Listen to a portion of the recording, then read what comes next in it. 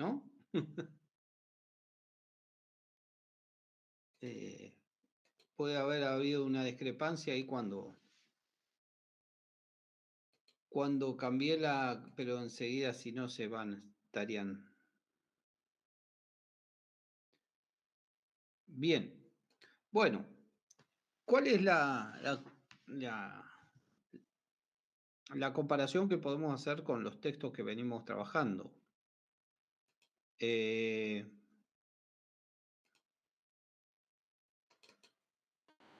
en el trabajo de Arendt, lo que se plantea es de alguna manera un enfoque desde, digamos, desde la pluralidad, ¿no? Y el espacio público como centro de la escena de, de la actividad. ¿Por qué tomé este trabajo? Porque es interesante, digamos, desde este punto de vista, cómo ha cambiado el escenario político en términos de una mayor apertura hacia la pluralidad, ¿verdad? De voces. Cómo se ha ido del bipartidismo a una serie de actores sociales, sí, la tradicional y, eh, digamos, escena pública prácticamente con la presencia exclusiva de dos partidos ha pasado a una pluralidad y una multiplicidad de actores sociales que participan de esa escena pública, ¿no? No sé si usted ve lo mismo.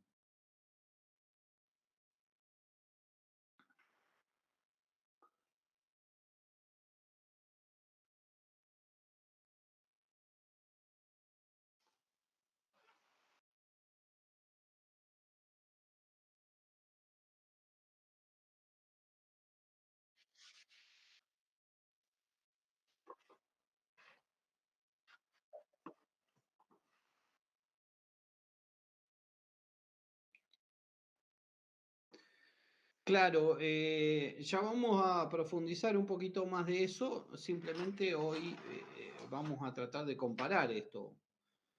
Lo que decía Arendt con respecto a eso es que lo originario de esta época no es, digamos, la reducción a la unidad que tradicionalmente Natalio Botana planteaba del escenario del Estado tradicional, sino una explosión de las diferencias, de la pluralidad de identidades, ¿no?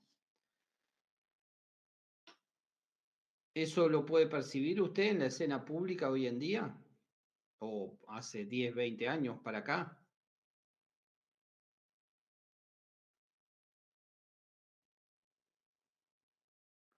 Exacto, claro, exacto. Sí, sí.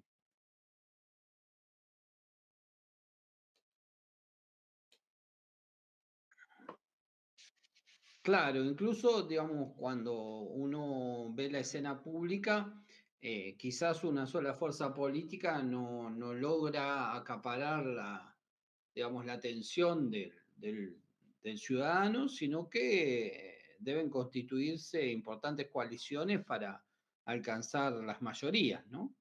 Incluso esas mayorías van cambiando constantemente y bueno, se constituyen a veces hasta frentes de alianzas importantes, ¿no? Que no están compuestos por una sola fuerza política, ni siquiera por digamos, incluyen una cantidad de movimientos sociales y de pluralidad bastante interesante. A mí, ahora que, bueno, un poco se está descomponiendo la cosa, uno ve que dentro incluso de una fuerza que podría ser muy homogénea hay mucha pluralidad de voces dentro de, por ejemplo, La Libertad Avanza, ¿no? Sí, de Libertad Avanza o del peronismo mismo. Y el PRO, que había surgido como el gran partido hace unos años, ya casi está desaparecido. Se Cla- le fueron todos los aliados que tenía. No, pero conforma una fuerza política que tiene presencia e identidad propia, independientemente del arco ideológico representado por la coalición de gobierno, ¿no? O Sí, sea, hay una amplitud interesante. Otra cosa que ocurre, digamos, la pluralidad, lo que hoy vemos que compartimos con Arendt es esto de la pluralidad, ¿no? La otra cuestión interesante que se comparte es que lo que ocurre es que la acción, esto interesante que plantea Arendt, es que la acción es incontrolable y precaria, digamos, que ya no está controlada por la voluntad ni por los objetivos políticos meramente, sino que hay una cantidad enorme de factores que inciden sobre la, digamos, sobre los aspectos políticos. Quiere decir que nosotros cuando hablábamos del Estado Nacional, lo que podíamos registrar en esa tensión del poder entre gobernantes y gobernados, que el Estado de alguna manera hegemonizaba digamos, o por lo menos digamos, el gobierno o el poder político era hegemonizado por una sola fuerza política. Esa fuerza política sometía a todos los ciudadanos al ejercicio de su voluntad y de su poder, ¿no? Eh, a partir de allí determinaba un sesgo institucional con una impronta bastante fuerte. Hoy pareciera que fuera así, pero vemos que hay digamos, una serie de factores que influyen, no solamente la crisis económica, lo que pasa que los argentinos siempre tenemos presentes estos aspectos, pero vemos que hay una serie de factores que inciden en, en que, digamos, es difícil que el Estado logre imponer una voluntad hegemónica, ¿no? ¿Qué opina usted de eso? sí, totalmente, porque hay tanta pluralidad de voces que nunca puede, siempre tiene que hacer alianzas constantemente para poder lograr que sus proyectos lleguen a aprobarse, ¿no? Claro, exactamente, exactamente. No tiene, Entonces, no tiene poder solo como partido para poder. claro, yo creo que estaba más legitimado en la época tradicional del Estado el ejercicio del poder, el uso monopólico de la fuerza. Hasta eso se ha cuestionado, ¿no? El uso monopólico de la fuerza. Por lo tanto, la acción se sustrae a la voluntad hegemónica del Estado y aparece en una pluralidad de acciones, de perspectivas, de discusiones, ¿no? De discusiones políticas, y eso se vuelve interesante, ¿no? A pesar del esfuerzo ingente del Estado de pretender imponer su propia posición, digamos, de buscar un enfoque tradicional del Estado, donde el Estado impone a través del uso monopólico de la fuerza su voluntad.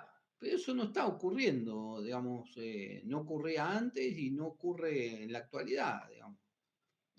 Hay una especie de zaranda, ¿no? Importante donde la escena política se ve modificada permanentemente, ¿no? Y una precariedad de esa, de esa voluntad, de esa acción que no puede ser controlada, no se sustrae al control de la voluntad del Estado. ¿Se entiende? Sí, totalmente. Bueno, entonces rige, según lo que plantea Arendt, el principio de la libertad y no de la necesidad, ¿no? como una especie de principio político, y la escena de ese ámbito es la escena pública, ¿verdad? El espacio público, un nuevo paradigma. Lo que extrae Arendt es aquella escena pública de los griegos, ¿no? Como un paradigma, ¿no? Y lo sitúa en la actualidad, pero solo que le cambia un poco el contenido, ¿no? La función de ese ámbito público, entonces, para Arendt es iluminar los sucesos que proporcionan a los seres humanos un espacio de apariencia, un espacio de visibilidad, en donde los hombres se revelan mediante la palabra y la acción por quienes son, ¿no? Y aparecen en ese espacio de visibilidad. ¿Con qué lo compararía hoy en día este planteo de Arendt? Yo lo veo con las continuas protestas que hay en las calles, ¿no? Como los miércoles que protestan los jubilados, lo mismo, Bueno, es cierto, sí, o sí. también el poder de los medios, ¿no? Los periodistas que atacan constantemente al gobierno o que no se quedan con el relato que tiene el gobierno y investigan un poco más. Tal cual, sí. Pero también en las redes, ¿no? Puede aparecer un espacio Bueno, de, en las redes ¿no? completamente, sí. Y este gobierno ¿No? ha sabido maximizar eso, las redes sociales. Exacto, exacto.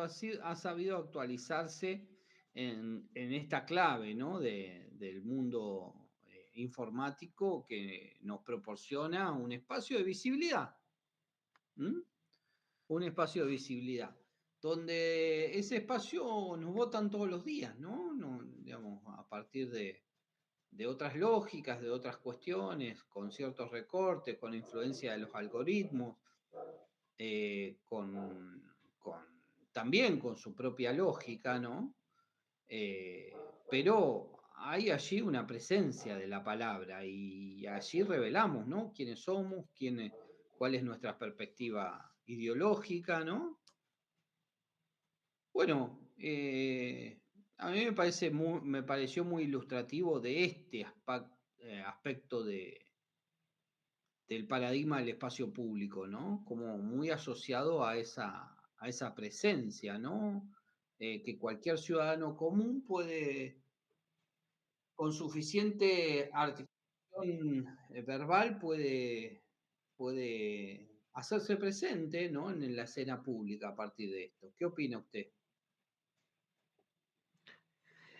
Sí, mm, una cuenta con muchos seguidores tiene más poder hoy que los grandes medios de comunicación. Antes Cierto, eran, ¿no? antes por ejemplo estaba el diario El Jornada o el Chubut, que manejaban toda la agenda política acá, y Totalmente. Bueno, eso confluía, apoyaba un poco a que se armen dos perspectivas políticas importantes, ¿no? Porque no todos tenemos participación en los medios públicos, sino aquellas personas que son elegidas para representar y, bueno, ellos son los que tienen acceso a los medios, ¿no? pero Por las hoy en día pautas. una cuenta con muchos seguidores tiene más poder, digamos, que los grandes medios. Ahí está, ¿no? Qué interesante. eh, me- eh, Qué interesante metáfora de este paradigma del espacio público, ¿no? Este nuevo paradigma del espacio público. ¿Qué opina? Y sí, totalmente. Bien, entonces, en ese aspecto podríamos tomar un poco el planteo de Hannah Arendt y ver que se genera una especie de deliberación pública en donde de alguna manera se exponen los temas públicos y es sometido, digamos, a esa importante discusión y allí se proyectan en forma muy, muy, muy, muy, muy expuesta, digamos, la distinción y la diferenciación, ¿no? de los individuos. El tema es que acertadamente, Arendt plantea que esa pluralidad es irreductible, ¿no? Y que esa es precisamente una condición interesante de la política. Yo diría que esa cuestión incluso abona la doctrina de Mouffe en cuanto a la conflictividad política, ¿no? Arendt va por el lado del debate público, ¿no? Civilizado, por llamarlo de alguna manera, darle un adjetivo más que lo aproxima a una aparente concertación civilizada, y eso nos llevaría, digamos, a un modelo idealista, ¿no? de la democracia. Parece que eso en las redes incluso no pasa. No, está muy, muy radicalizado en las redes. Ahí está, Se ahí tiran está. con todo Entonces, de una. claro, exactamente. Sin embargo, en las sociedades modernas pareciera que la distinción y la diferencia han pasado a ser un asunto privado. Y esto hay un riesgo allí en las redes de que las cuestiones de las diferencias también pasen a ser un asunto privado de los individuos, ¿no? De modo de que la conducta sustituya la acción. Es peligroso también que estos consumos virtuales eh, nos sometan a un mecanismo de control que sea fácilmente reactivo y que de alguna manera seamos considerados desde el punto de vista de una conducta y que eso sustituya la acción, y la acción en este caso política, ¿no? Entonces, bueno, qué diferencia sutil hay en eso, ¿no? Y qué peligros hay en eso. ¿Alcanza a percibirlo? Me cuesta un poco ver a lo que se refiere. A ver, vamos a suponer que todos estos tipos de teorías conspirativas de las redes existen. ¿M? Y vamos a suponer que ese tipo de manipulaciones se hacen presentes en la red y se develan de un día para el otro, ¿no? Entonces, ¿qué somos allí? ¿Personas que expresan su diferencia o personas indignadas que reaccionan a los estímulos de la, de la manipulación de las redes? Es decir, por ejemplo, personas indignadas. Claro, ahí serían personas indignadas que reaccionan, digamos. Correcto. En este caso, si es la manipulación de las redes o de los bots que siguen, Bien, que en pueden ese crear sentido, eso. advierte Hannah Arendt que actuamos desde el punto de vista de la conducta como una conducta inducida, ¿no? Y no como una acción independiente, autónoma. ¿Se alcanza a entender? Sí, sí, sí, sí. Esto es lo que diferencia a Hannah Arendt, ¿no? Porque de alguna manera el hecho de la gran dificultad, porque lo que dice Arendt aquí claramente es la capacidad del hombre, no solamente de organización política, eso es algo que deriva del pensamiento griego, está en estricta oposición de una asociación natural, ¿no? Como la familia, como el hogar. Es decir, que tiene que haber una voluntad del hombre para organizarse políticamente. ¿Queda claro? Sí, sí, sí. Bien, esa voluntad es una voluntad racional, ¿no? Una adhesión racional, un impulso de tipo racional, ¿no? Para desarrollar organización política. ¿Y qué otra cosa es indispensable en la escena pública, además de la organización política en el ámbito público? La palabra, ¿verdad? Mm. Y la palabra, es decir, con capacidad, diríamos, de organización político y de palabra, ¿sí? Por eso es genial este trabajo, ¿no? ¿Y por qué la capacidad de palabra? Cualquiera, así como los medios de comunicación masiva seleccionan sus comunicadores, sus interlocutores, sus alocutarios, ¿no? Quienes de alguna manera presentan un discurso, ¿no? En la más media, digamos, en los medios masivos de comunicación, ¿no? En las redes, ¿cualquiera se puede hacer oír? Sí, en principio sí, pero ¿qué capacidad tiene que tener? En las redes lo que prima son la cantidad de seguidores. Claro, pero ¿cuáles son las capacidades destacables de acuerdo a un gran desarrollo de seguidores, ¿no? El poder de oratoria, de comunicación que tiene. Lógicamente, la palabra, ¿verdad? Sí. ¿Se entiende ahora? No es cualquiera tampoco. No. Tiene que tener características de. A ver qué pasó acá porque me marcó una señal. Ah, admitir. Buenas, buenas. ¿Qué tal? Hola, profe, ¿Qué tal? ¿cómo está? Bien, bien. Acá ¿Qué andamos. tal? Hola, hola. Perdón la hora, pero No, no hay tuve problema. complicaciones, Ahí vamos a tratar de muy complicadas. actualizarte el debate en el que estamos. Eh, Dale. bueno, resulta que comento rápidamente, había paro y bueno, yo fui allá y bueno, tuve que volver acá ¿Le abrís porque la puerta, ni pibe? siquiera conexión había ¿Quieres allá. por ahí? Así que me Ujú. volví y nos conectamos ahí, hace un ratito empezamos. Bueno, Bueno, estamos tratando de hacer una comparación de los textos, porque bueno, Néstor le dio una primera leída, así que, digamos, resulta más fácil, digamos, tratar de integrar los materiales para que comprendan el sentido que se les da un poco a la bibliografía en función de la perspectiva de la materia, ¿no? De la cátedra. Así que le estaba comentando esta perspectiva de Hannah Arendt afecta a la escena pública, ¿no? A la esfera pública, y qué relación tenía esta recuperación del paradigma de la esfera pública de la Grecia clásica en la actualidad, en la sociedad de redes, y de qué manera a veces se puede confundir, ¿no? Digamos, una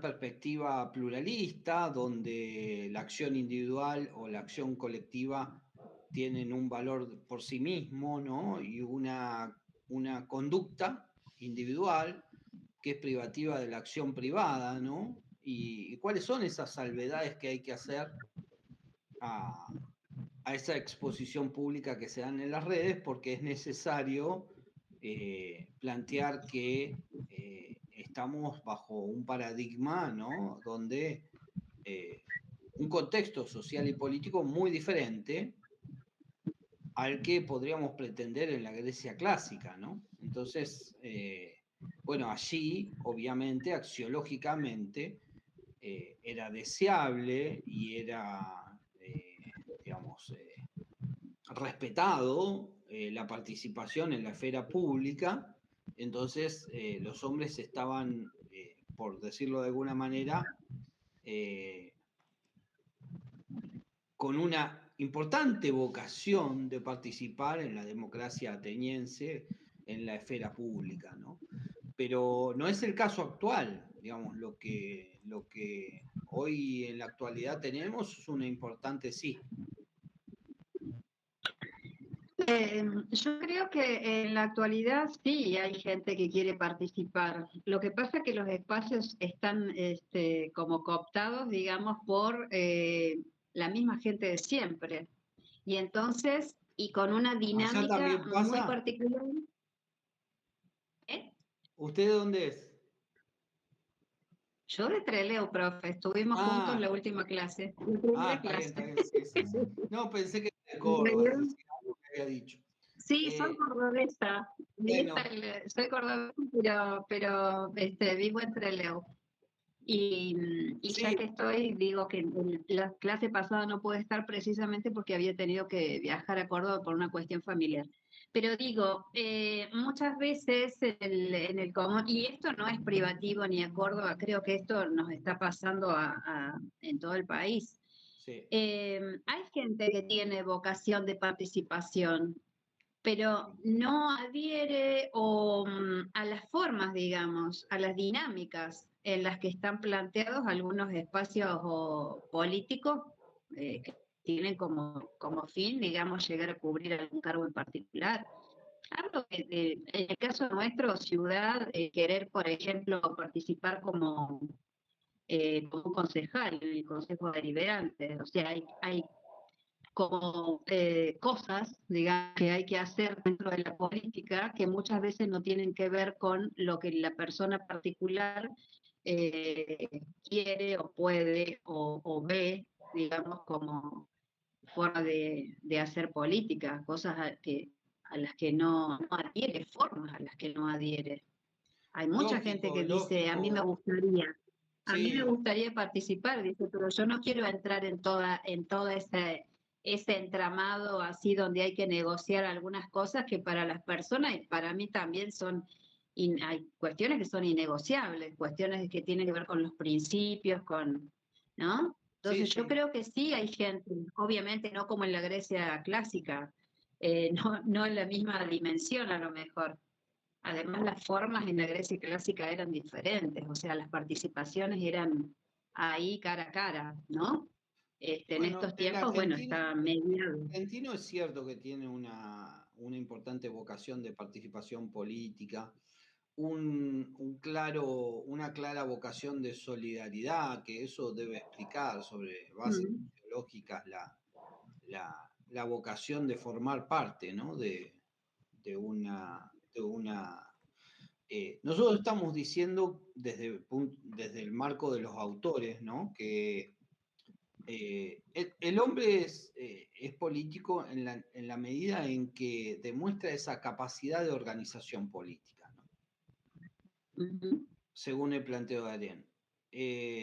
También es político en la medida, estábamos diciendo, que no cualquiera participa y de alguna manera tiene que tener capacidad de la palabra, ¿no? También, esto es algo ujú. que no es algo, digamos, es algo característico de la política, ¿no? Entonces, Oratorio. claro, sí, sí, la palabra tiene que ser una cuestión bastante fluida para aquellos que quieran participar en el ámbito público, ¿no? Eh, sí, de oratoria específicamente, pero también de argumentación, ¿no? De Ujú, interpretación, de los marcos, del marco social, de los contextos, ¿no? Texto y contexto, ¿no? Muy importante eh, tener en cuenta que, que determinados argumentos deben responder a un determinado contexto sociopolítico. De hecho, en eso estamos acá, en esta materia. Eh, y en ese sentido, no todos tienen esa posibilidad, ¿no? Pero sí todos tienen la posibilidad de expresarse en las redes, por ejemplo, ¿no? Que es el paradigma ujú, actual. Entonces, por eso es útil esto, porque además nosotros como estudiantes o politólogos, quizás tenemos la necesidad de comprender cómo se desenvuelve ese ámbito de las redes para de alguna manera comprender digamos, si tenemos alguna participación o simplemente es para un ingeniero en sistemas, ¿no? ujú, ¿Se entiende? Sí, ujú. sí, sí. Bueno, entonces, Eh, en el caso de que sea para un ingeniero en sistema, es un simple esquema de manipulación donde el hombre actúa por conducta, por impulso, donde en muchos casos se ve que la indignación es un elemento de- de asimilación de una cantidad de usuarios a un enfoque a un enfoque político, y entonces de alguna manera eso permite, digamos, que ese público sea destinatario de un mensaje determinado, ¿verdad? En ese caso, Hannah Arendt advierte de público reactivo, no con respecto a esto, pero sí de la conducta, ¿no? Si hay un público reactivo, lo más probable es que se lo trate desde el punto de vista de la conducta, porque lo que importa es su reacción. ¿Se alcanza a entender? Acción-reacción, ¿no? Es una especie de campo experimental, por más que no sea muy ético, ¿no? Pero bueno, es lo que ocurre. Entonces, eso tiene de próximo el enfoque de Arendt a lo que está ocurriendo hoy en día, ¿no? Este ámbito público, que por supuesto con algunos enfoques más aproximados a la comunicación deberíamos tratar de entenderlo, de interpretarlo, ¿no? ¿Qué opina?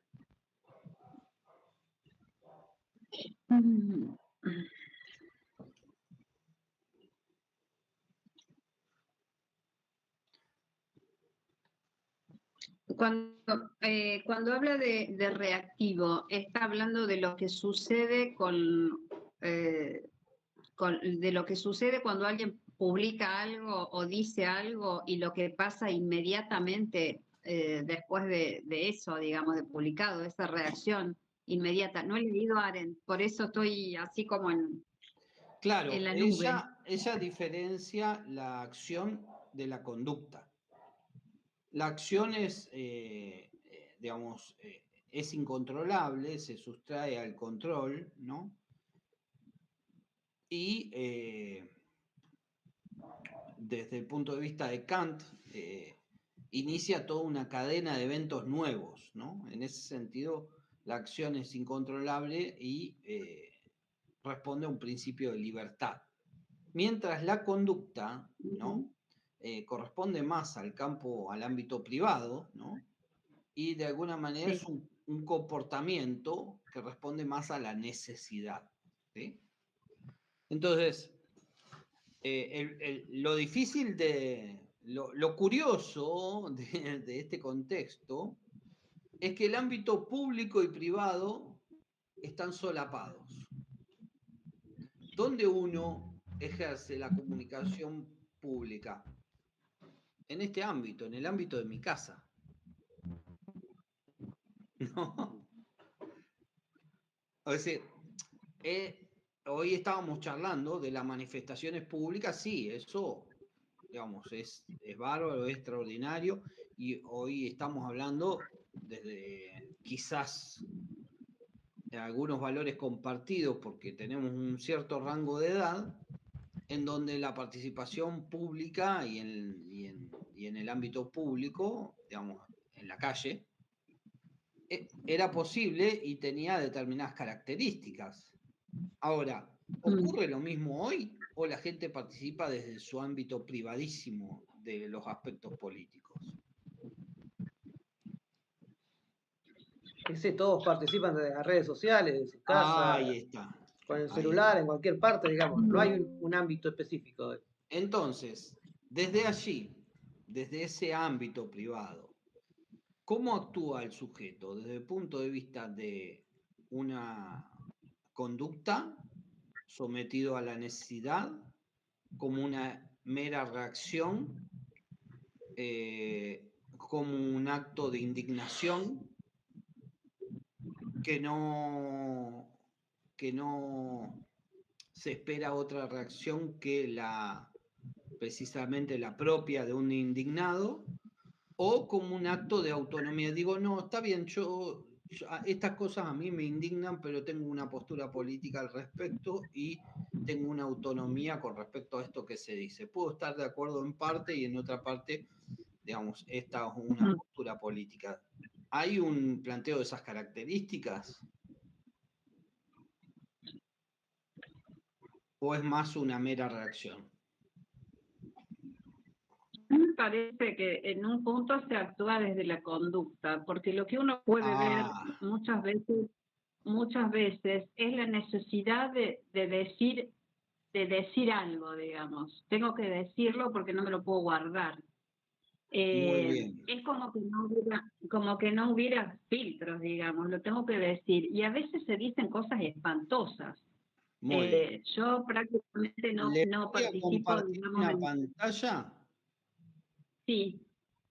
de un curso que estoy haciendo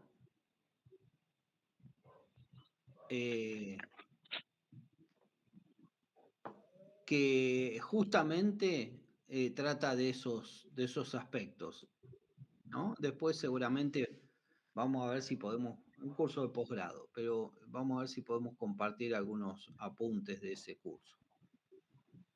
A ver, compartir pantalla era por acá, me parece.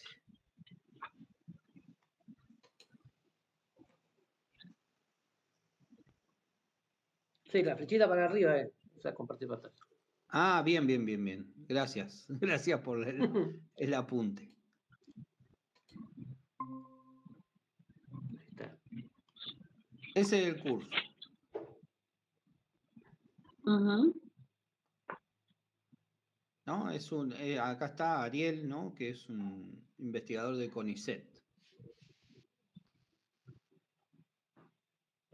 Y por allí hay algunos apuntes y demás. Bueno, precisamente allí se plantea este marco de manipulación del ámbito de lo público, la escena pública. El ámbito público es una escena controlada, ¿no?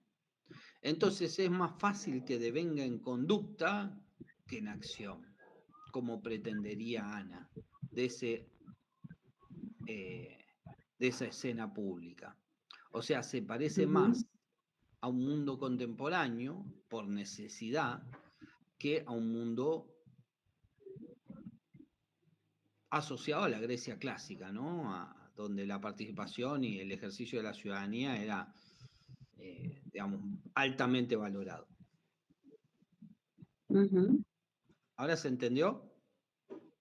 Sí. Sí, sí, sí. Sí, sí, sí, pero bueno, esto, vuelvo al tema de la conducta, ¿no? Yo digo,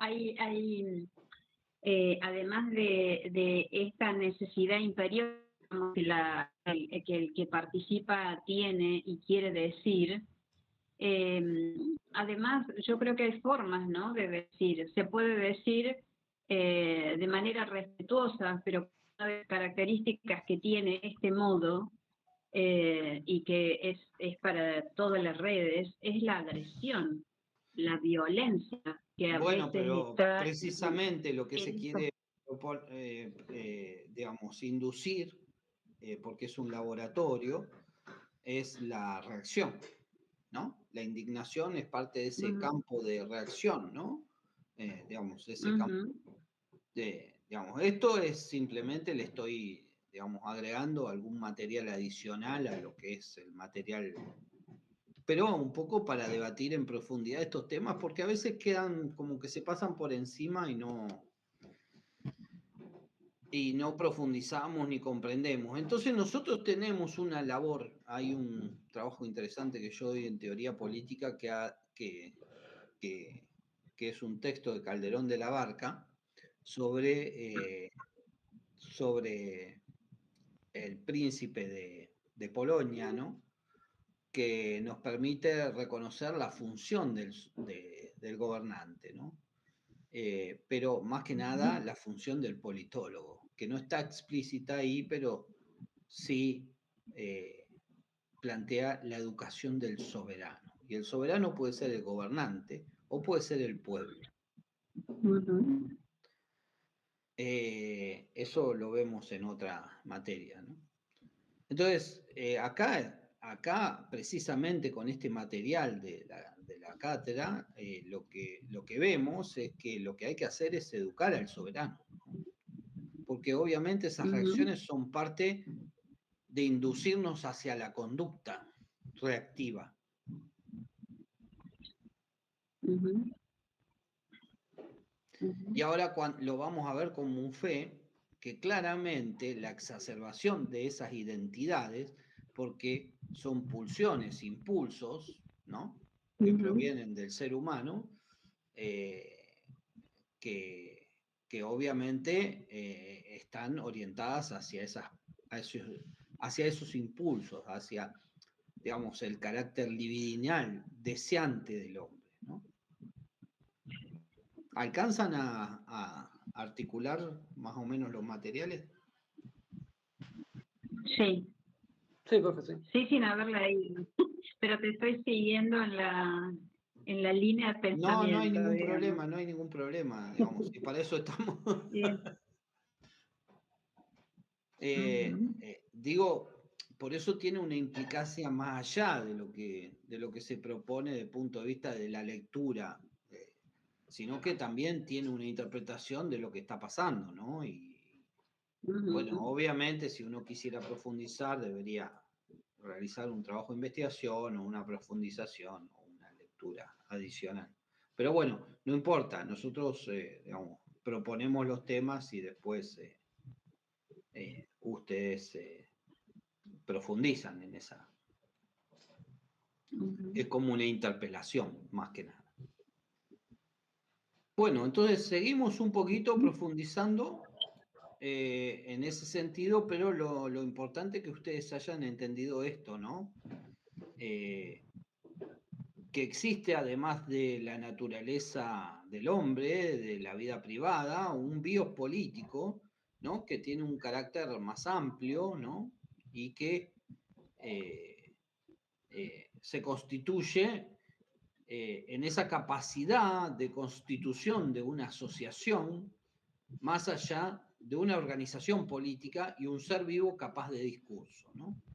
Ese ser vivo capaz de discurso es la diferencia, porque, bueno, había una vocación de diferenciar el ser, digamos, esa esencia de la naturaleza del hombre en la Grecia clásica con la esencia política. Digamos, la discusión original de esto, qué es político y qué no es político, ¿sí?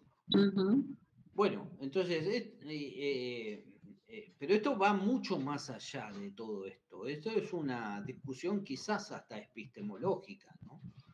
Porque desde el punto de vista del ser político, ese son politicum tradicional que nosotros tenemos en la cultura occidental, no se ha traducido en las mismas condiciones para Occidente a través de los tiempos y ha transformado, por ejemplo, desde el punto de vista romano, digamos, cuando pasó al ámbito latino, ese son politicum se transformó en un ser socialis, ¿no? Que no contenía específicamente aquel aspecto político de la Grecia clásica, pero fue transformándose y se profundizó en la sociedad moderna, porque en la sociedad moderna lo que importaba es pasar de una economía nacional a una economía doméstica o privada, ¿no? Entonces, ese ser socialis fue una recepción bastante propicia para que el hombre, de alguna manera, se constituya en una libertad no para el goce de las libertades públicas, sino para el goce de las libertades privadas. Y las libertades privadas me interesa más gozar de mi hogar, de mis vacaciones, de mi auto, de mi asado el fin de semana, que sacrificar, por ejemplo, esos momentos de libertad privada por la libertad pública, ¿no? Bueno, vamos a hacer una reunión, una movilización, vamos. Y bueno, no sé si lo voy a sacrificar, ¿no? Yo quiero mi asado el fin de semana, ¿no? ¿Se entiende? El costo de oportunidad que le dicen en economía. Claro, bueno, pero ya está dentro de ese marco, ¿no? Está dentro de ese marco. Más que costo de oportunidad sería, obviamente yo elijo mi libertad privada, ¿no? Porque esta es la gran la gran dificultad con la que acarreamos los politólogos, ¿no? Imagínese la desventaja que tenemos con los economistas, que tenemos que sacrificar nuestras goces privados por digamos, una vocación pública que, bueno, a veces ni siquiera se paga bien. Me parece a mí que en esto, bueno, no es que me parece, en estos tiempos, digamos, el individualismo tiene como Claro. sus mejores condiciones, digamos, ¿no? Totalmente. Todos estamos tratando de cuidar nuestra quinta, digamos, Correcto. pero estoy pensando en este tiempo en el espacio público y entre el ego específicamente. Bueno, Porque imagínese, Elena, cómo se modifica esa concepción de la ética pública a la luz de este ejercicio de la libertad privada que acapara todo, ¿no? Claro, y además con una carga, digo, muy fuerte de pedir, de solicitar, de exigir a la esfera pública soluciones a cuestiones que son del ámbito privado. Correcto. Digo, por ejemplo, yo siempre me quedo pensando por qué ir a pedirle trabajo al intendente. Lógico. ¿No? ¿Sería la función del intendente darnos trabajo a los ciudadanos? No, para nada. No. Eso está, bueno, pero eso está muy instalado, está absolutamente instalado. Por supuesto que sí. el intendente tiene que darme trabajo. Yo digo, lo aprendieron porque eso no es así, no ha sido así nunca, pero por estas formas de hacer política, digamos, Claro. de las características que tiene Son el modo de la interpretaciones. dinámica. Son interpretaciones contemporáneas. Claro, pero no son inocentes esas interpretaciones, porque para que la gente considere que eso no. ¿Sabe que yo sí creo son que no, porque inocentes? Le explico por qué para que son la gente inocentes. considere. A ver. Porque al estar inmersa, digamos, la política en un ámbito donde lo prioritario es lo privado, ¿no? Es decir, el ámbito de ejercicio de esas libertades públicas es, digamos, un ámbito muy amplio de la sociedad civil y, como decía Hegel, es el ámbito de la libertad individual. Digamos, el ámbito de la libertad individual, de modo tal que esa libertad pública, que antes era importante, queda por debajo de las libertades individuales. Entonces, todo ese marco interpretativo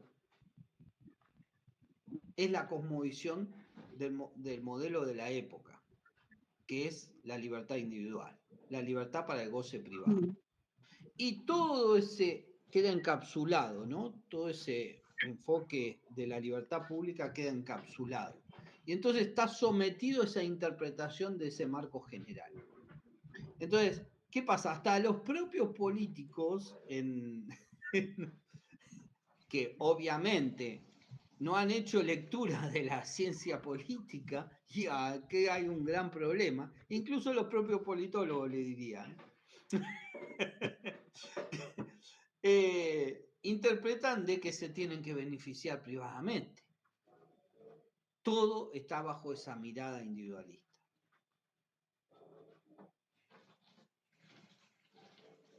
No hay temas de interés público. Todo está bajo el ejercicio de esa ética capitalista, le diría yo. Entonces, bueno, todas estas interpretaciones que aluden un poco a la historia de la sociología política, la teoría política, la ciencia política más en general, estamos en problemas porque estamos en contrapelo de la mirada colectiva. Por supuesto, tiene la obligación de hacerlo porque es una mirada académica. No puede mirar la coyuntura como la mira la generalidad de las personas. Pero hay un problema porque estamos en franca minoría, estimada Elena.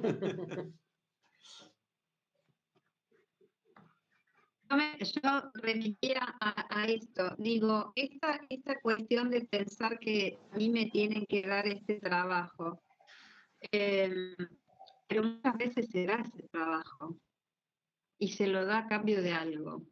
Claro, claro. Por eso creo que Pero fíjese, por eso está tan fíjese qué instalado, predomina digamos, que ahí. yo tengo Fíjese, que ir hasta a la pedir. lógica. La lógica es del contrato privado. Yo te doy una cosa a cambio de la otra, un intercambio, Claro. una Sí, comercialización, una mercancía. El desarrollo y la consagración del fetiche mercancía.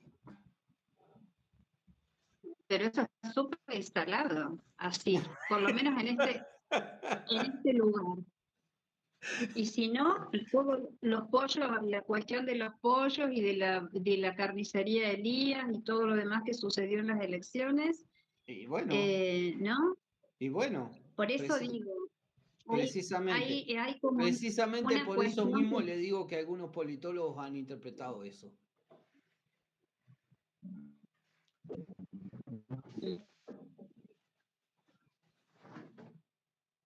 Pero bueno, no tienen más que someterse a la praxis, ¿no? Por eso también, en este caso, Chantal Mouffe, en fin, diferencia la praxis, la práctica de la política, de lo que estamos hablando nosotros en este instante, que es, digamos, el modelo de la política, el deber ser.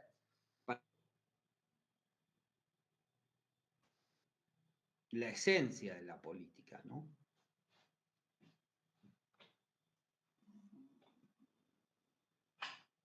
Entonces ahí hay un hiato interesante entre la realidad y los modelos. Obviamente tenemos que regresar a los modelos, ¿verdad? ¿No?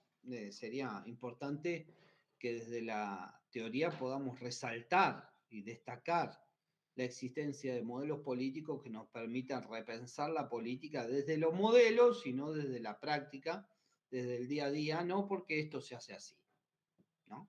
Es el famoso dicho de la práctica política, de la administración pública, de todos estos ámbitos que seguramente nosotros reconocemos desde el ámbito de la experiencia, ¿no? Y como observadores privilegiados de esa discusión política. ¿cuál sería un modelo, por ejemplo, profesor? Un modelo. Y del que estamos hablando, el de la esfera pública de la Grecia clásica es uno, después estuvimos hablando de los enfoques decisionistas, del enfoque pluralista y del enfoque clasista, esos son los macro modelos más amplios, ¿no? Bueno, acá en uno de los aspectos nosotros hablamos digamos, ¿no? de cuál es voz, lealtad y salida. Hay un texto pluralista, ¿no? que habla de eso. No me acuerdo en este momento de quién era el trabajo, ya me voy a acordar, no sé si es de Linz o de algún otro autor pluralista. Y tiene que ver con estos modelos que no son de lealtad radicalizada, porque dice que una organización mafiosa no permite la salida de un grupo político, ¿no? Pero dentro de ese grupo político tiene que haber cierta voz, cierta posibilidad de expresión de la lealtad, tiene que haber una cierta cohesión dentro del grupo, pero también debe permitir la salida, ¿no? Porque si no estaríamos hablando de una asociación mafiosa.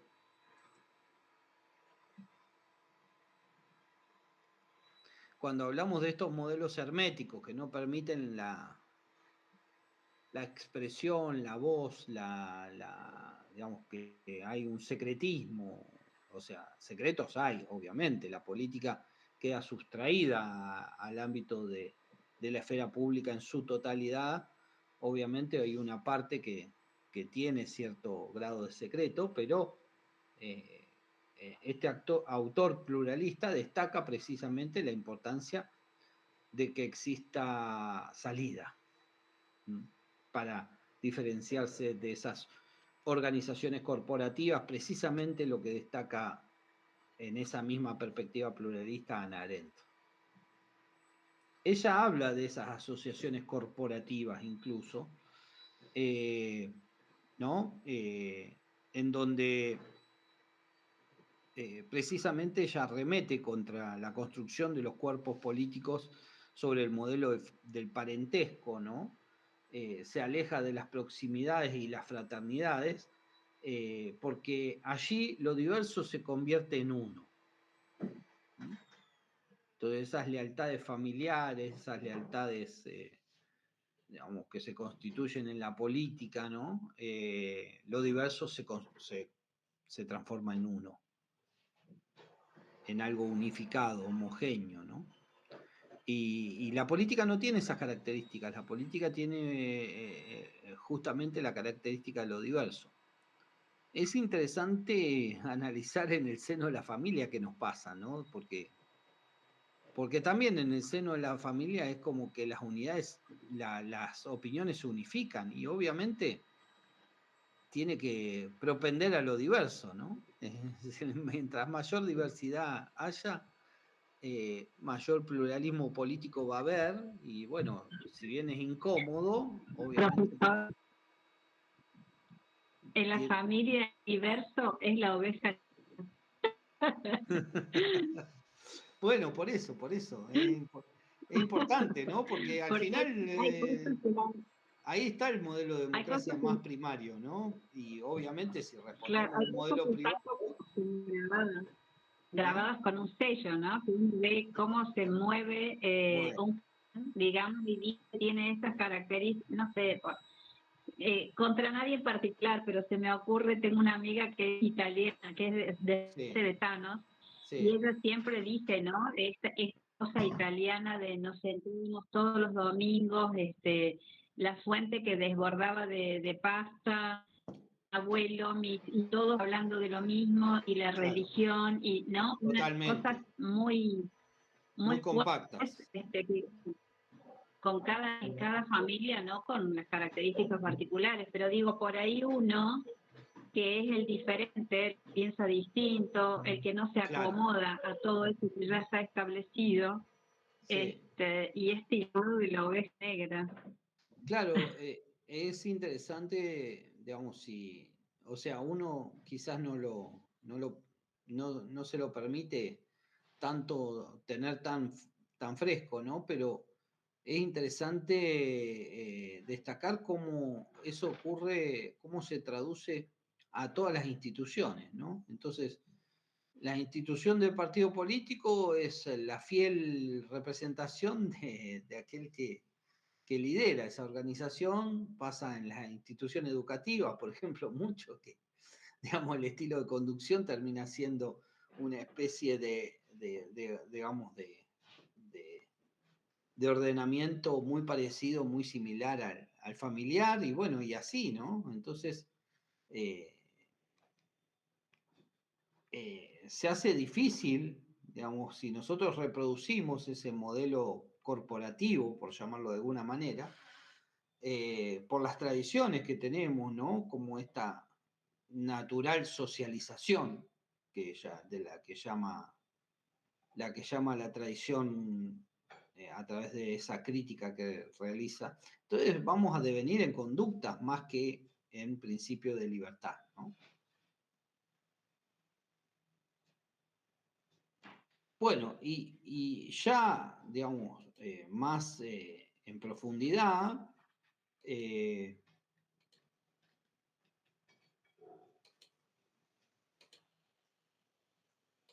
Muffet diferencia, digamos, la práctica política de lo político, y lo político es lo que instituye la sociedad, ¿no? Lo que le da origen, lo que lo forma, ¿no? Y lo que caracteriza todo orden político es que es contingente, que es cambiante, precisamente por esa naturaleza libre del hombre, esa naturaleza pluralista del orden social, ¿no? Entonces, Buffet profundiza en aquello que Arendt destaca, ¿no? La incontrolable pluralidad, ¿no? Lo incontrolable de la acción, la dificultad de someterlo a la voluntad, ¿no? A una unidad política, ¿no? Muy por el contrario, esto hace de que se acentúe en el conflicto, de que la arena política se establezca como un espacio de poder y de antagonismo, ¿no? Y que la deliberación pública pueda ocurrir en algunos aspectos, pero lo que más la caracteriza es el antagonismo, el conflicto, la diferencia, ¿no? Entonces ese orden social no puede sino ser otra cosa que cambiante, ¿no? Porque obviamente digamos, el antagonismo es constitutivo, el conflicto es constitutivo de la sociedad. Nosotros planteamos en esa primera parte esta ambivalencia de la sociedad como una faz arquitectónica y una faz agonal, ¿no? La faz arquitectónica tiene que ver con esa fase de integración y de construcción de consenso. Bueno, eso es un enfoque mucho más pluralista, ¿no? Que destaca más el pluralismo. El liberalismo también, como va a destacar en esa segunda parte del texto de Muffet. No sé si lo pudiste ver, Néstor. Sí.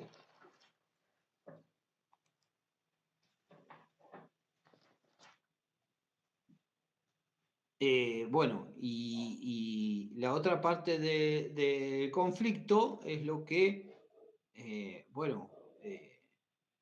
destaca una sociedad de carácter pluralista, ¿no? Hay una pluralidad de personas con identidades étnicas, sociales y políticas y religiosas, ¿no? De todo tipo, entonces obviamente ese antagonismo es irreductible, ¿no? No se puede domesticar, digamos, por llamarlo de alguna manera. En este sentido, critica... No, me parece que, Sí, perdón, me parece que en eso radica la riqueza, digamos, de lo social, claro, sí, por en la supuesto. diversidad. Claro, sí. Claro, Porque pero ¿qué hace el político con esa riqueza? Vamos a los modelos tradicionales de política. y a veces nada. Bueno, Otras veces toma alguna de las técnicas, qué sé yo, lo utiliza, no sé. ¿le Yo cuesta pienso lidiar que con eso o no?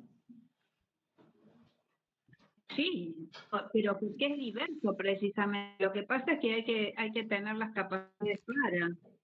Bueno, eh, por y eso la, mismo. y la creatividad para poder lidiar con todo eso, digamos, Bueno, y ahí poder, está. y poder poner bases y construir a partir de eso. O sea, Bueno, construir sobre cuestiones que son permanentes y digamos que no hay mayores dificultades. Las dificultades están en lo que todo el tiempo en un continuo cambio y en un continuo ir y venir, y ahí está la dificultad de construir sobre eso, de construir consensos sobre eso. claro, ustedes piensen en la construcción de las instituciones. ¿Cómo se constituye una institución como la educativa, como la judicial, como la policial, ¿no? Y vamos a poner un ejemplo. Imagínense cómo una institución policial trata un tema de una persona que, bueno, ha tenido un problema de conducta, como ha pasado, porque resulta que ha cambiado el paradigma de la salud mental y ahora el paradigma de la salud mental no es el encierro, ¿no? Entonces, y pasó en la universidad misma, un día estábamos en la universidad y apareció un paciente del área de salud mental, ¿no? Y como es un ámbito libre, puede pasar normalmente. Bueno, ¿cómo hacen esas instituciones para manejar una situación de esas? Con esa enorme cantidad de pluralidad. O, por ejemplo, una institución educativa que tiene un chico integrado. Sí, en principio estaba pensando que hay una política de inclusión, digamos, que es supra. Viene desde, en el caso de educación, viene desde el Ministerio de Educación, ¿Sabe lo que le va a decir todo una... los que la ejecutan? ¿O los que están en...? Que es mentira. Sí, claro. Que eso es mentira. Yo conozco, porque yo he trabajado en educación, Sí. está la letra que la tienen los teóricos de la educación y después está la práctica que la tienen los docentes adentro del Ahí aula. está. Y entonces... Son dos cosas diferentes. Están los teóricos de la educación, Bueno, que es la puja que hay siempre en educación, entre el que está en el aula y trabajando totalmente. y el que determina las políticas educativas, que es un señor que es licenciado en Ciencias de la Educación y que a lo mejor nunca estuvo en un aula. Ahí está. Y la educación se cocina en la práctica, en el aula se cocina la educación, no hay Bueno, ¿qué hacemos con lugar. esa pluralidad que aparece en el aula? Y hoy es terrible, porque, porque sí, es terrible porque conozco específicamente el ámbito de escuela primaria, que es el lugar más sensible, digamos, de la inclusión. Sí. Porque en la secundaria casi ni le dan bolilla, en superior prácticamente ya está, se decantó antes. Sí. Pero en primaria es donde las papas queman porque hay que enseñar a leer y escribir en grupos de 20 o de 15, con niños que están incluidos y que tienen capacidades diferentes a las de los que están sentaditos ahí, pero diferentes hacia sí mismos, porque a veces se puede tener alguien con retraso madurativo, alguien que tiene Asperger y a lo mejor alguien con síndrome de Down, todos en un aula, esos tres en esas condiciones, más los otros 15. Bien. Es imposible incluir. Y por otro lado, estalló la pluralidad, ¿no? por Una otro cuestión lado, técnica, ¿se puede llegar a cortar? sí, Si se corta, vuelvo a publicar el link, Ok. en el bien, grupo. en 14 minutos que va a Sí, suceder eso. sí, tenemos un ratito. Sí, Entonces ahí tenemos, eh, ¿no? La pluralidad. es muy complejo. Mm, Es muy complejo porque además la familia le exige a la escuela cosas que la familia misma no hace por claro, su hijo. claro, claro, Eso también se ve. claro, Eso también se ve. Y claro, un niño con determinada condición tampoco puede estar sometido a 4 horas, que es el ritmo, el turno, de la cantidad de horas que correcto. está un niño que está en una condición, no digo no me gusta usar la palabra normal, No, es pero un difícil niño usar en sí, y más en educación, la verdad. Sí, que, sí, sí. claro, Bueno, entonces, pero bueno, tenemos una dimensión ahí, ¿no? es muy, es complicado porque políticamente se quiere que el título es una provincia inclusiva, eh, pero después eso no se establecen las políticas como para que eso sí suceda efectivamente dentro de un aula. El discurso hacia afuera es ese, pero hacia adentro se viven muchísimas cosas hacia adentro de un aula, con toda Claro, esa problemática. claro, Más todo lo social que vive el estudiante que está en el aula, más el docente, bueno, claro, es todo un combo. claro, sí, sí, sí. O sea, Bueno, particularmente yo creo que la inclusión es un discurso muy armado. Lo he vivido el otro día en el aeropuerto, había una persona sorda, sí, la persona que le nunca se enteró que la persona era sorda, había claro, problemas con el vuelo y nunca le informaron. Bueno, esa persona sorda lo que estaba pasando. No lo bueno, tuvieron en cuenta. no para nada, no, pero pasa dentro de todas las instituciones, ¿no? Eh, Sí. no hay una verdadera conciencia porque además no es muy difícil desarrollar ese tipo de cuestiones, ¿no?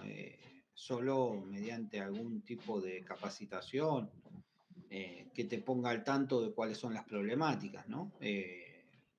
No, no todos nacen sabiendo qué es lidiar con esas situaciones, así que tampoco está en el marco de la formación, así que no es algo que sea. Imagínense una sociedad del siglo XXI lidiando con una formación del siglo XX, ¿no?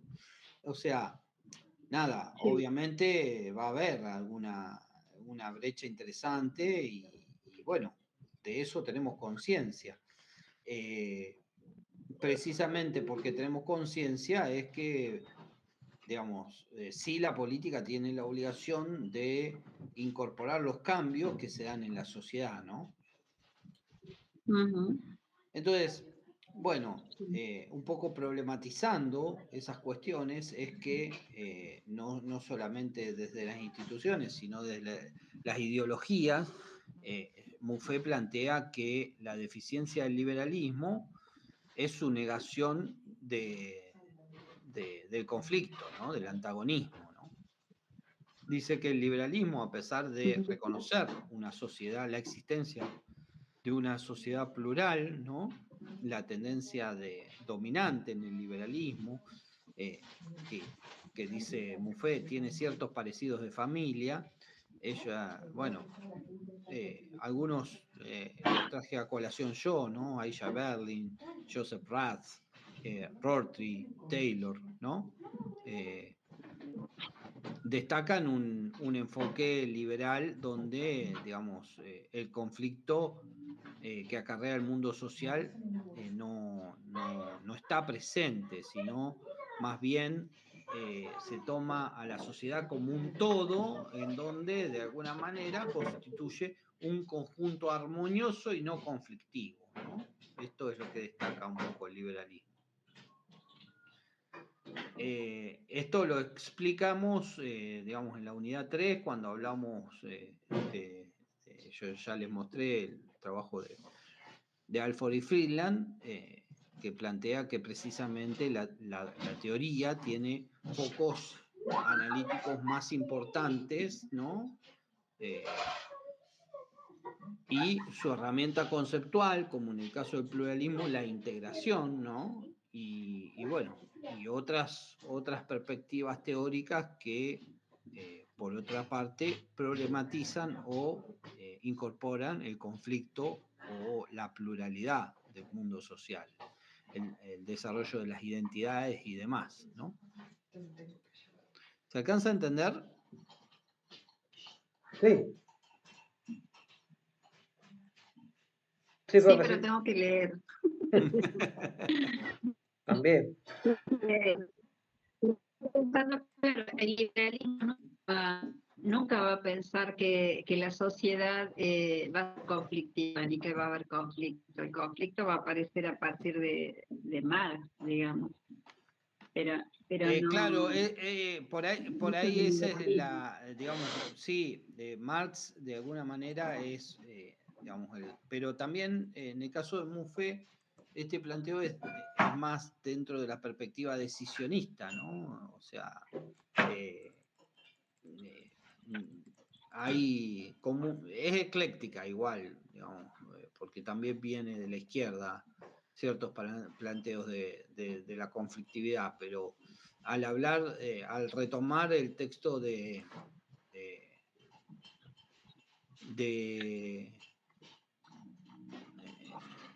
Ernesto Laclau, hablando de hegemonía, ¿no? Entonces ahí, bueno, ahí, pero al mismo tiempo hegemonía viene del planteo o sea, son planteos eclécticos, ¿no? Hoy por hoy no hay planteos teóricamente puros, digamos, de una perspectiva u Ujú. otra, pero tienen más énfasis en una perspectiva u otra. Lo que hacemos nosotros es tratar de detectar, bueno, esto es predominantemente esto es predominantemente pluralista, esto es predominantemente marxista o clasista, y después, bueno, hay matices de todo tipo. A eso llamo ecléctico yo, matices, desde el punto de vista teórico.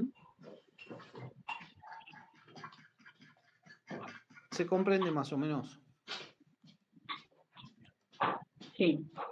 Sí, profesor. Bueno, vamos a hablar un poquito de las identidades y de esto que plantea Carl Schmitt, ¿no? Lo que dice Carl Schmitt, ¿por qué retoma Muffet a Carl Schmitt? Bueno, hubo una época donde se retoma un poco este aspecto de Carl Schmitt de lo netamente político, ¿no? Por supuesto que desde el punto de vista del liberalismo y del capitalismo se había negado fuertemente lo político, y bueno, la política ha sido una disciplina tradicional de la, ¿no? de la academia, ¿no? Tanto así que, bueno, desde la Grecia clásica que la política ha tenido un sentido muy presente, ¿no? En la academia. Entonces, evidentemente el liberalismo había puesto el predominio, digamos, a mi modo de ver, digamos, como sommelier de lo político, el liberalismo había dejado un poco de lado lo político porque de ese modo no tenía que problematizar el conflicto. Y podía de alguna manera hablar desde un lenguaje más homogéneo, ¿no? Es simplemente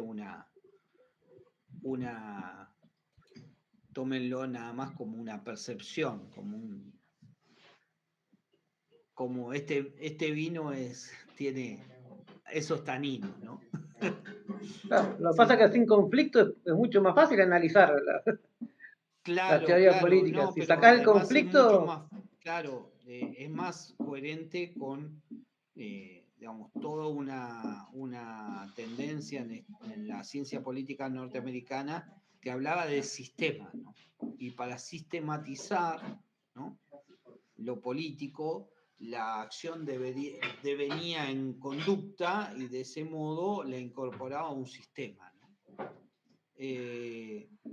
Y obviamente la ciencia política discutió eso, ¿no? Y bueno, obviamente el que puso en crisis el paradigma liberal más contemporáneamente fue Carl Schmitt, por más que por ahí tiene mala fama, ¿no? Dentro de la ciencia política, porque fue de alguna manera el precursor del nazismo, no en todos sus casos, pero bueno, tuvo cierta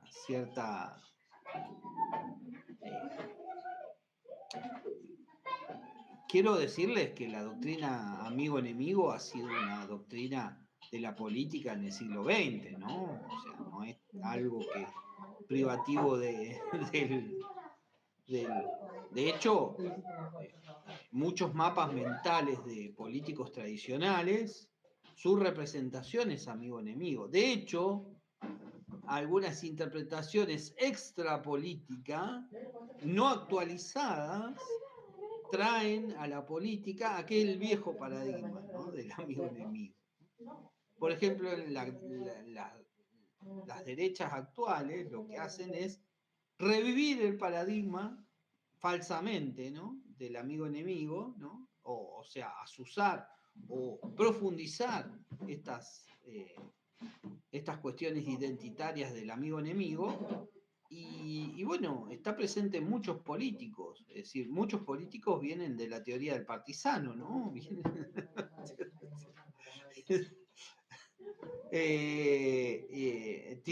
O sea, nosotros hemos tenido que lidiar, nosotros somos jóvenes de la política, en el sentido de que nosotros nacimos y en el 80 y pico éramos pequeños, ¿no? Éramos adolescentes, ¿no? Entonces, imagínense que digamos, los políticos más tradicionales provenían de esa doctrina de amigo-enemigo. Profe, cuando muere Perón, que su adversario político era Balbín, y Claro, Balbín lo pero usted es muy despide, elegante él hablando de dice, adversario. no, por él le dice, despidiéndolo en el cajón, digamos, dice, no ha muerto un enemigo, sino que ha muerto un adversario. Y ellos, por más que ideológicamente eran completamente diferentes y todo lo demás, no dejaban de ser señores, digamos, se trataban entre ellos con un nivel de respeto que hoy, por ejemplo, no existe. Claro, Eso pero ya no existe más. eso es idealizado, mi estimada Elena, porque la verdad es que eran verdaderos enemigos. Es decir, la política en ese entonces, entendida como un modelo amigo-enemigo, había guerra, había armas y había violencia.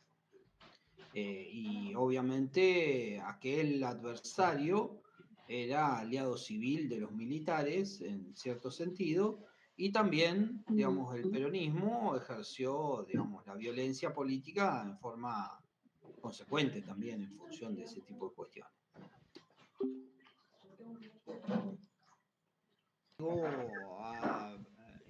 Digamos, bueno, no por nada el siglo XX ha sido tan convulsionado, ¿no? Y bueno, no venimos de la política por lo general, no venimos de un mundo ideal, ¿no? Venimos de un mundo de importantes conflictos y no de un modelo adversarial. Ese es un modelo idealizado, a tal punto que hoy recurrimos nuevamente a esos modelos amigo-enemigo. Y bueno, lo que hizo, digamos, tampoco hay que idealizar a Perón, ¿no? Porque Perón tenía la triple A en el gobierno, en el último gobierno. Entonces, muchos errores cometidos desde el punto de vista de ese mapa mental de la política, ¿no?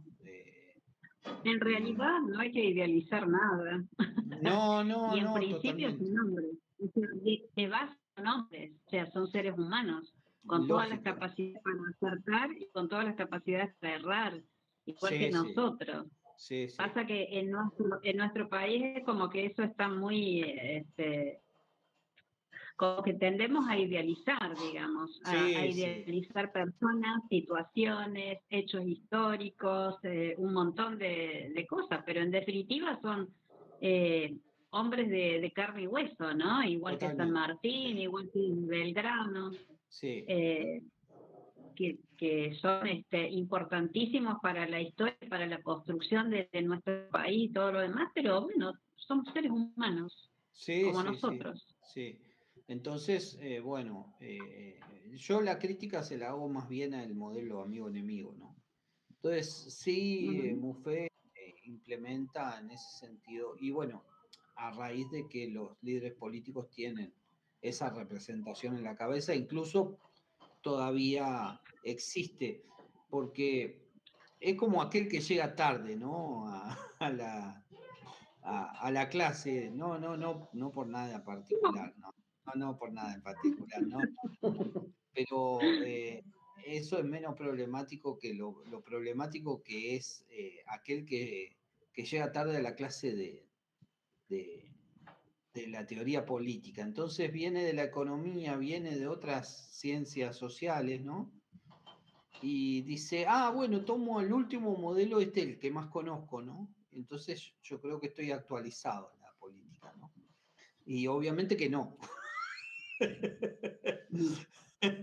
Entonces, ¿cuál es la actualización más radical que ha introducido la política en este último tiempo? Es pasar del modelo amigo-enemigo al modelo adversarial.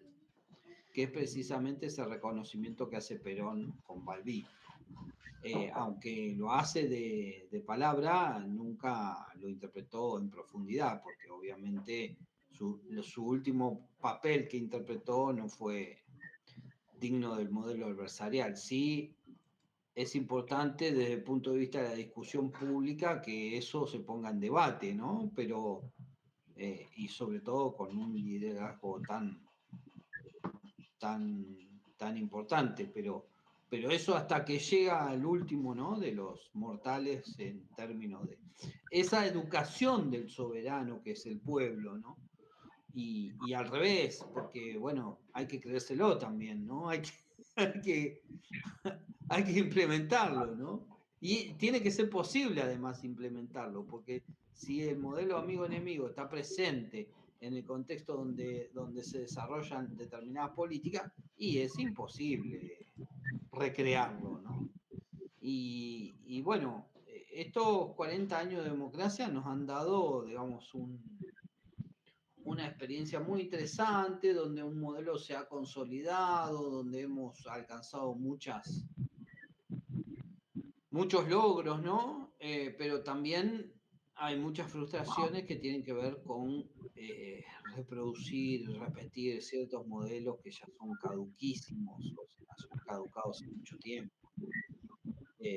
Y bueno, lo fundamental en política es esta lección de Buffet, de pasar de la eliminación del enemigo, que es esta representación del modelo amigo-enemigo, a aceptar que el enemigo no debe ser eliminado, sino que es un adversario, la domesticación del conflicto que nos permite de alguna manera, desde esta perspectiva adversarial, entender que la naturaleza de la política, la constitución de las identidades como, digamos, una característica natural de la política y del ser humano, ¿no? Incluso de su constitución óntica, ontológica, ¿no?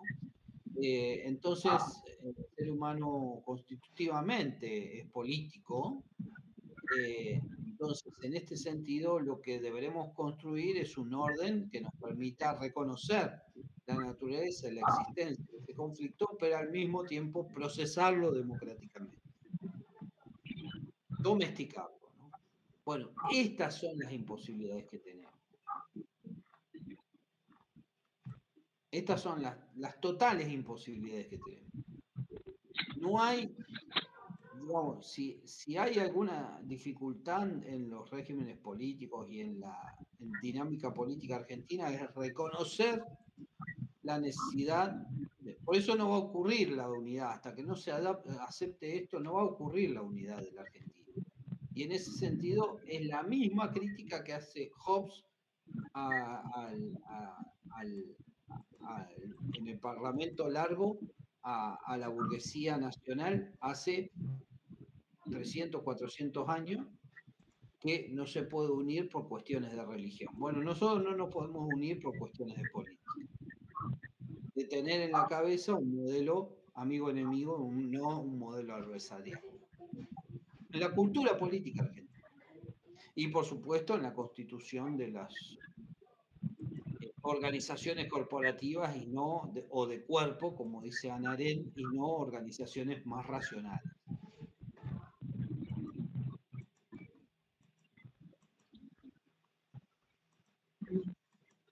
¿Se alcanza a comprender?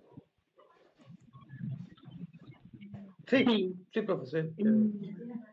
Yo se los alcancé desde un punto de vista más práctico, más adaptado a las comprensiones nuestras, ¿no? Somos más contemporáneos, más. Entonces, con los jóvenes es Yo otro. digo que debería ser una unidad basada en el bien común. Claro, por porque supuesto. Me parece que donde se pierde, digamos, la mirada, o a lo que se le pierde la mirada, es al bien común. Claro, En desmedro de todas las cuestiones individuales, y volver a lo individual por posición, digamos, a lo colectivo. Claro, Ese creo que es nuestro gran problema. Nosotros no estamos viendo, o sea, no digo nosotros, me parece a mí que en política o la clase política no está viendo el bien común, el bien para todos los ciudadanos, sino que está priorizando sus propios intereses individuales, particulares, porque es su lo que modo de está por seguir estando encima. ahí. Volvemos al mismo tema, lo que está por encima es el modelo individualista. Entonces, lo que se argumenta desde un punto de vista político, que es el bien común, es el bien particular. Y si no, es simplemente una excusa para implementar el bien particular. Sí, para darle un marco a la... El bien común Para darle... se arriba a un enfoque de ese bien común a partir de un debate profundo, ¿no? De cuál sería ese bien común. Porque si el bien común es la flexibilización laboral, entonces, o por ejemplo las inversiones extranjeras, no tendremos presente cuál es el bien común. Porque de hecho no hace falta promocionar las inversiones extranjeras porque las inversiones extranjeras están presentes en nuestro país ya hace mucho tiempo.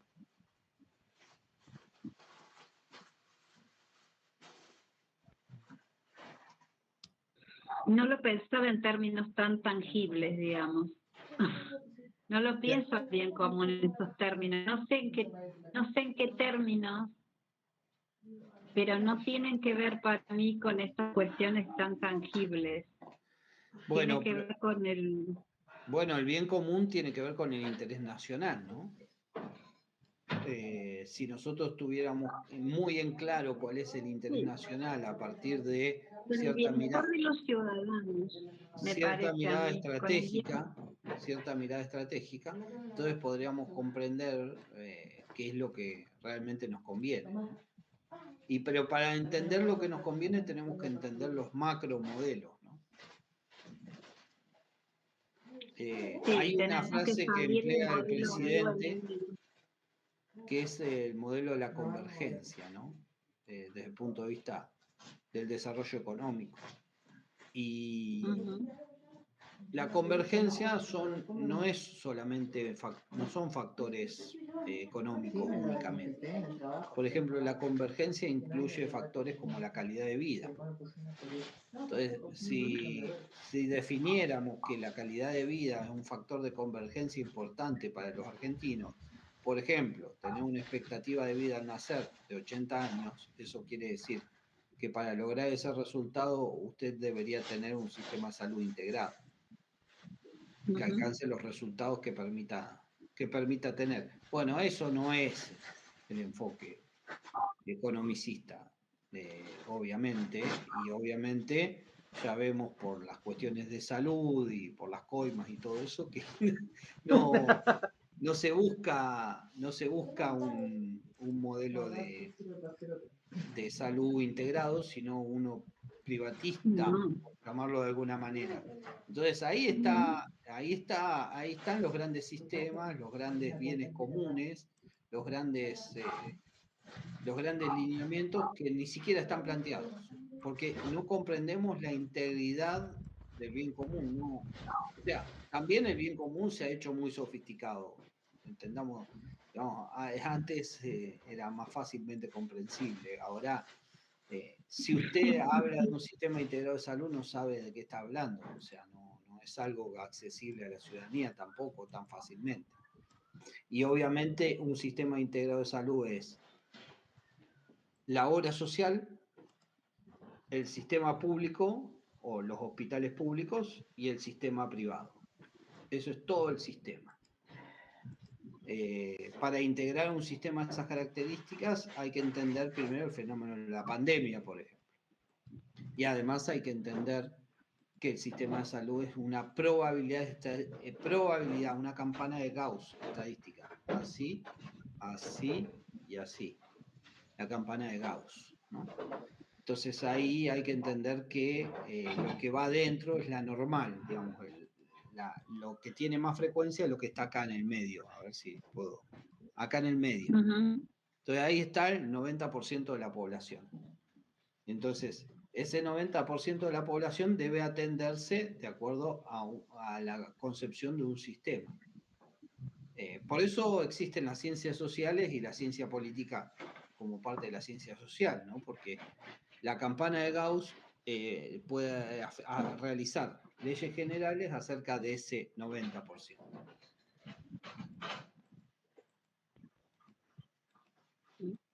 Pero bueno, todo esto se desconoce en la más absoluta de conocimiento en términos de ciencia política y en términos de planificación de políticas del Estado, ¿no? Y de bien común, como usted bien señala. Claro, yo vivo desencantada. Sí, sí. Bueno, por eso mismo podemos conversar con más en forma más plana, ¿no? Más horizontal, porque obviamente compartimos una cierta edad, entonces más o menos esto los chicos quizás más jóvenes no alcancen a entender, ¿no? No, profesor, yo tengo mucho más años que ustedes dos, se lo puedo asegurar. Bueno, no se comprende Mucho, en profundidad lo que estamos hablando. mucho más. Tienen más registros. Yo digo siempre, puedo hablar cómoda de 50 años atrás, y es mucho 50 años atrás. Bueno, Yo me acuerdo, pero es interesante tener esa perspectiva histórica. Yo me acuerdo en mi sí, juventud, la falta total de perspectiva que tenía. Claro, es tan importante. Obviamente uno necesita para decantar estos enfoques teóricos haber vivido un montón de cosas. sí, porque, bueno, una de las razones por las que yo estudio a esta altura es porque, bueno, antes no tuve tiempo, pero siempre me estuvo picando a mí esta carrera. Sí, Porque sí, yo quería encontrar, no digo respuestas, pero sí modos de poder ver, de poder entender algunas cosas que pasaron. Yo desde muy chiquita, yo consumía información claro, periodística, pero hablo de muy claro, chica, claro, hablo de los 10 años. claro, 10 años tenía y yo me sentaba frente a un informativo, los noticieros que veíamos antes, y claro, tengo registros de cuando lo mataron a Aramburu, tengo claro, registros de cuando se murió Perón, tengo claro, registros de la revolución sandinista, tengo claro. registros, o sea, hay muchas cosas de Chile, de la parte de Allende en Chile, bueno, 53, muchas sí. cosas, Sí, sí. claro. Hay No, muchas cosas. interesantísimo, interesantísimo, porque sí, llegamos a este nivel de Argentina sin muchas respuestas, ¿no? Y pareciera que Claro, todas pero las por lo menos respuestas están en la economía, y no, No, no, no. no necesariamente. no. Yo digo, todo lo que yo vengo leyendo hasta ahora en las diferentes materias me están dando a mí mucha lectura para poder comprender todo eso que yo he ido viviendo a lo largo de Claro, los años y que después uno dice, ah, bueno, a la luz de esto que estoy viendo, se explica eso que yo viví o que leí o que supe en esos momentos o que viví, porque yo viví, por ejemplo, los cierres de campaña del 83, yo viví en Córdoba y yo fui a cada uno de los cierres de campaña de cada uno de los partidos políticos para ver cómo era eso, no, hermoso, porque no hermoso. teníamos, porque no teníamos registro de eso nosotros. No, Entonces yo eso es pude ver, hermoso porque fueron los primeros años, la juventud de claro, la democracia nuestra, que fue muy auspicioso, fueron eventos que hay que transferirle a los jóvenes, hay que educar al soberano porque ellos no vivieron bueno, lo que yo semejante les digo en las entusiasmo, clases, ¿no? Por la sí, política, por la participación, eso hay que revivirlo de vez en cuando. sí, creo que eso es, por ejemplo, algo ganado, pero así ganado desde las tripas, ¿no? Una cosa que está como adentro, que eso ha sido Bueno, algo que no se vuelve atrás de eso, ¿no? bueno, lo que Eso usted yo lo he dice es comentado a muy compañeros valioso. chiquitos.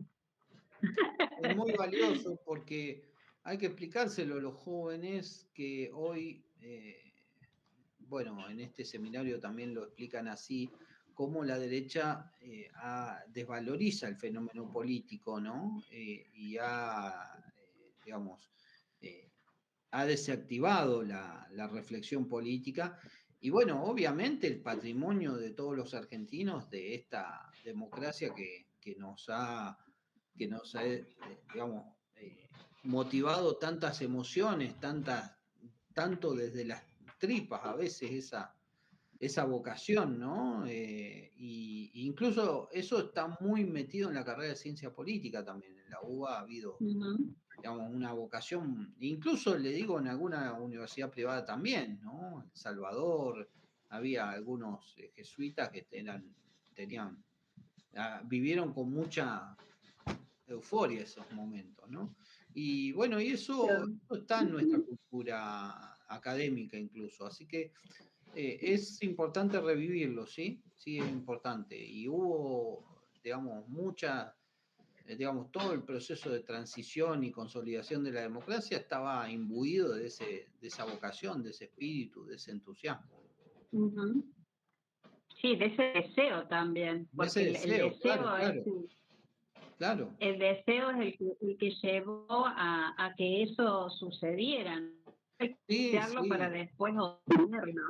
Sí, además Así que sí. tantas experiencias políticas e históricas que nos llevaron a reflexionar y a madurar, ¿no? Esto también es importante porque, claro, después esas experiencias se desdibujan en el horizonte hacia el futuro y el problema es una falta de cultura política importante, ¿no? Entonces tenemos sí esa obligación de educar al soberano en estas cuestiones políticas que son fundamentales para la academia y para el ámbito político. Hoy, por ejemplo, yo me acuerdo que profesores de aquella época, porque a mí me tocaron profesores de aquella época, me decían de que, bueno, una ley adquirida en la democracia era la división entre la defensa y la seguridad interior. Cosa que hoy se está eliminando. Entonces, imagínense que ese tipo de leyes de la democracia que consolidan un modelo de orden social y político democrático, bueno, hoy se está perdiendo. Sí, por eso Tenemos ese digo, hay que, compromiso. exactamente. Por ahí cuando contaba hechos históricos, yo le decía a mis compañeros, soy una estudiante, pero soy una pieza histórica acá, porque yo he vivido muchas cosas y les contaba desde el sentimiento, ¿no? Y desde la vida cotidiana, de Es cómo muy vivíamos las importante. personas, Es muy cómo vivíamos importante. las personas, esos Sí, es muy hechos. importante. Es Pues muy yo me importante. acuerdo el día que el día de la plaza de las Malvinas, cuando decía aquí Sí, los estamos esperando y qué sé yo veía a la sí, gente, yo tenía 20 años y decía, yo no puedo creer que esta gente esté pensando que los ingleses con toda la flota que tienen, con toda su historia, no se van a mover hasta acá. Yo no puedo creer que toda esta gente esté ahí, esté pensando que nosotros le podemos llegar a ganar a los ingleses. Y la gente estaba ahí. Yo digo, no, no. Y yo era chica, o sea, no tenía demasiado argumento para decirlo. Pero yo claro, claro, sentía claro, que con toda la historia imperialista que tuvo toda la vida y pirata que tuvo Inglaterra, no iban a mover toda su flota para venir acá. Obviamente que lo claro, iban a hacer y de hecho lo hicieron. Lo claro, hicieron claro, claro. y bueno, y después vimos los resultados. Pero bueno, Y qué sé bueno, yo.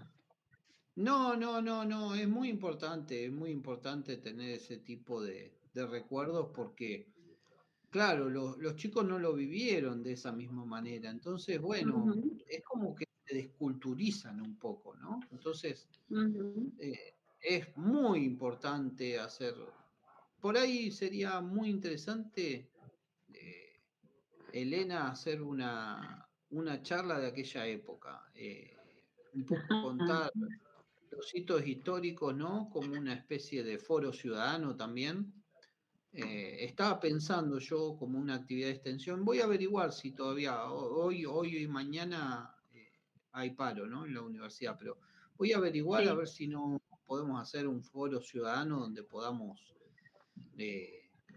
eh, incorporar, ¿no? Ese debate y bueno, que ponga gente que no solamente desde el punto de vista histórico, sino desde el punto de vista del recuerdo, ¿no? De la memoria, de ujú, recordar aquello. Hubiese ujú, sido muy bueno, lo del 22 de agosto, pero bueno, está bastante remanido eso.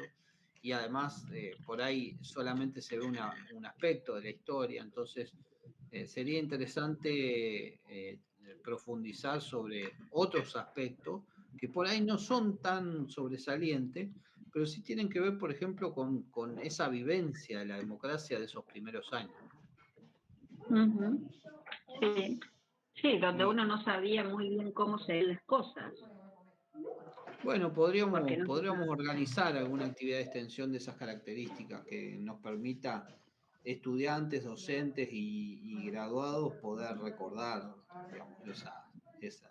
Porque no se recuerda, no se rememora la democracia y no se la valora. Entonces, la única manera de valorarla es conocerla, es profundizar, es entender, es volver a retomar aquellas vivencias, ¿no? Ujú. Y bueno, poder transferírsela a los más jóvenes, que A es... los más chicos. Sí. Profe, para la Bueno, próxima, yo una pregunta. Yo diga. intenté, mando todas mis cosas a imprimir y lo de Ana Arendt va todo, eran 150 páginas, ¿eso va No, todo? usted puede imprimir el libro, no va todo, va la primera parte, que es una introducción simplemente, una semblanza de lo que La plantea Arendt, porque introducción, lo de Arendt es bastante complejo. ajá. Entonces Entonces, hay introducción así, hasta las 20, 22, 26. ajá, Yo le doy a veces el bien, material completo porque, bueno, es una ventaja importante tenerlo. sí, Muchos que son interesados, como el caso suyo o otros casos que le interesa tener todo el material. Y bueno, en algunos casos no les sí, doy, aprovecho esta cuestión de la ventaja digital y no les doy una parte, les doy todo. Todo sí. no para que Confesar una cosa, a no para veces me ha que pasado, se excedan, ah, sino simplemente para cuando tengan tiempo libre sí, me ha puedan pasado a tener. veces que nos dan un recorte de un capítulo y ese capítulo, conceptos que remiten a un capítulo anterior, entonces yo entro a internet a ver qué decía antes para poder entender ese capítulo que me toca. Está Pero bien, está bueno, bien. está bien. Bueno, muy bien. Yo porque Bueno, soy más entonces curiosa, la pero clase que viene vamos a estar hablando de la identidad, de la constitución de las identidades, que tiene una faceta psicológica y que tiene un grado de complejidad, lo planteado por ¿de Arendt, qué autor? lo ¿De planteó Arel? Moffé, perdón, no Arendt. Vamos a ir por ahí. Ajá, ¿Mm? Ok, profe. bueno, ¿Le sirvió? bueno, Sí, sí, estuvo muy buena la sí. clase, ¿verdad? Bueno, Siempre sirve, bueno.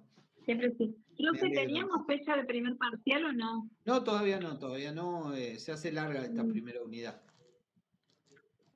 ajá, Así que vamos bueno, progresando estamos con entonces. los textos y después veremos, ya les diré, cuando nos aproximemos a la fecha. Ok, genial. Bien, Bueno, bueno, Listo. Buenas gracias. noches. Chau, chau.